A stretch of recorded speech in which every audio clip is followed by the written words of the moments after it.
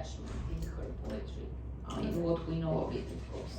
And Chaitanya Mahaprabhu is Dasya Bhakti then? No. No. He's also, he's Madhurya Bhava, 100%. So, in those attitudes, essentially maternal and erotic love are apprehended through the emulation of female mythical characters.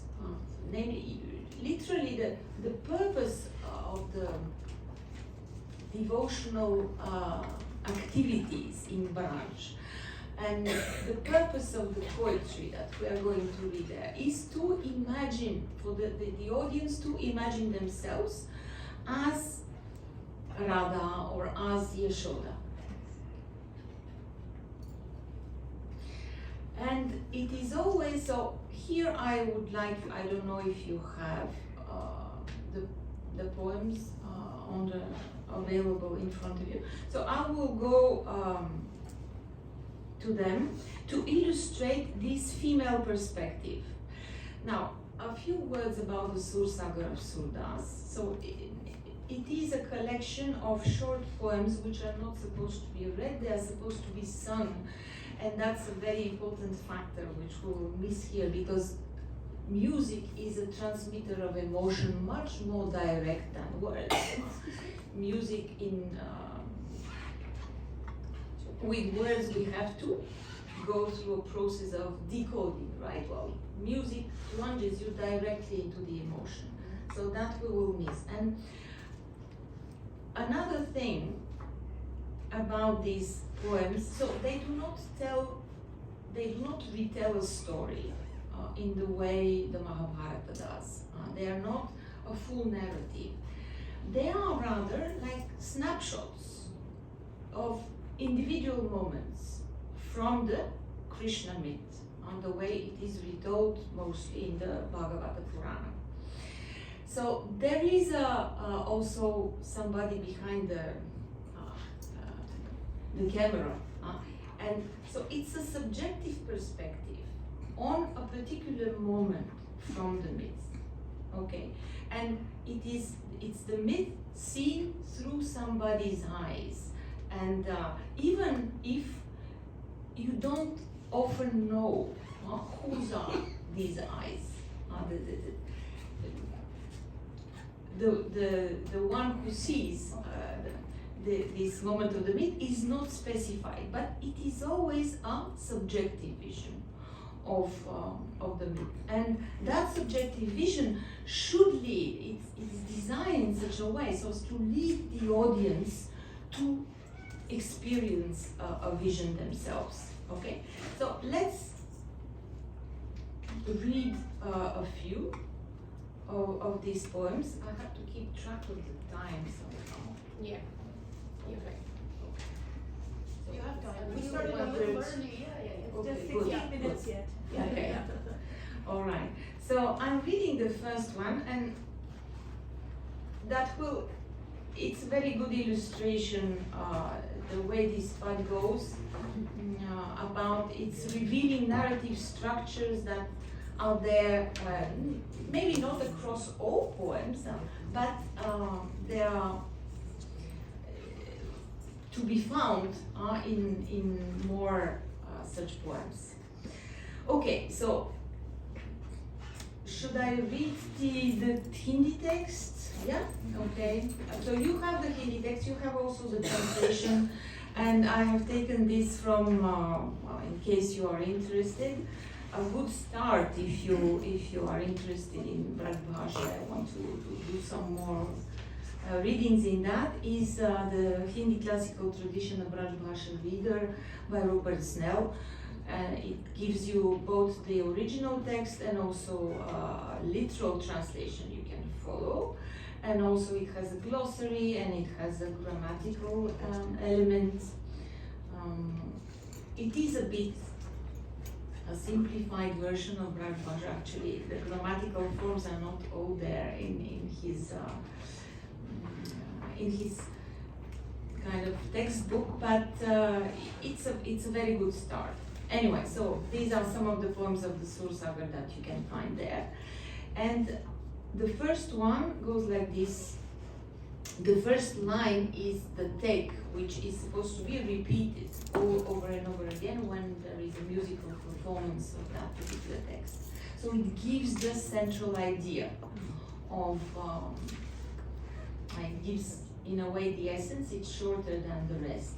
Suni sutta ek katha kahon pyari, kamal nen man anand upajyo, chatur siromani det hunkari. Okay, so maybe I read 2 lines and then do the translations.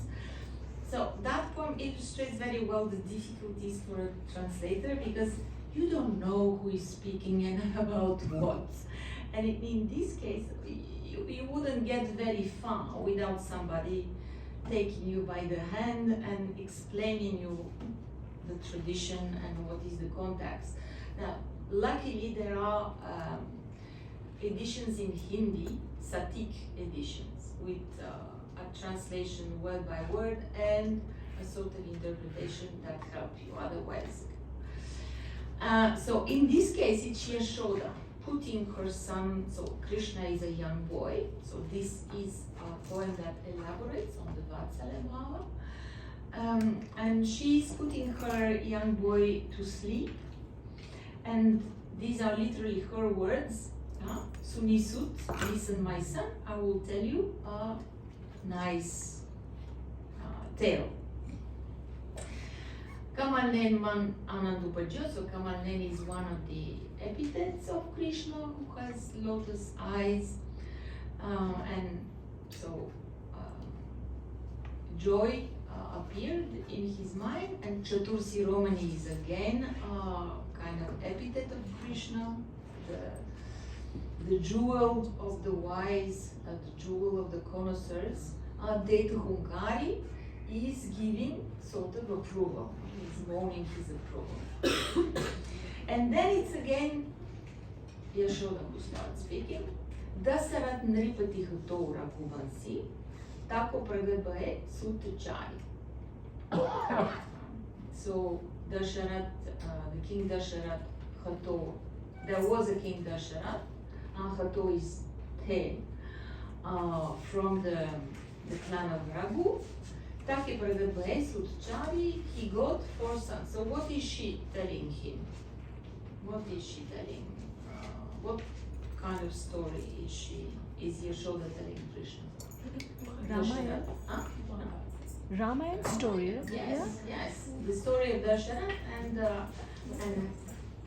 okay. Tin me mukhya Ram jo kahiye, Janaka Sudha taki Banari. So among them was the one called Rana, and the daughter of Janaka was his slave. Tad bachan lagi Raj Tajyotin, Anuj Gharani Sang Gai Banachari. So on the word of his, to keep the word of his father, he went in the forest, and with him were his younger brother and his wife. So it goes on like I mean, you can imagine it's an endearing scene, right? A mother lovingly putting her son to sleep and telling him an ages-old story, that same old story about Rama and Lakshman and Sita. And then the story continues with the Sita's abduction. Dhavat Kanak Mriga ke pache. So he ran after the golden deer. Rajiv Lochan Paramudari, this very noble one with the lotus eyes. Ravan Haran Siya Kokinho, and Ravan did abduct Sita. And then something happens. So in the middle of that last before the last but one line, something happens in the middle of the line, literally. Suni Nandanandan Nindanivai. And there is a nice alliterations on top of that. Nandanandan Nindanivai. So hearing this, the beloved of Nanda, the son of Nanda, so one more name for Krishna, Ninda Nivari. He chased away, shook off sleep. And these are here, again, literally the words of Krishna this time. But of course there is no indication. Chap chap kari ute sur prabhu. So saying, doing, chap chap, my bow, ute sur prabhu. He stood up. The Lord of Sur. So Sur or Surdas is the chap that the name of the poet is always in the last line, and that's the Banita in Sanskrit poetry. Here it's called the chap.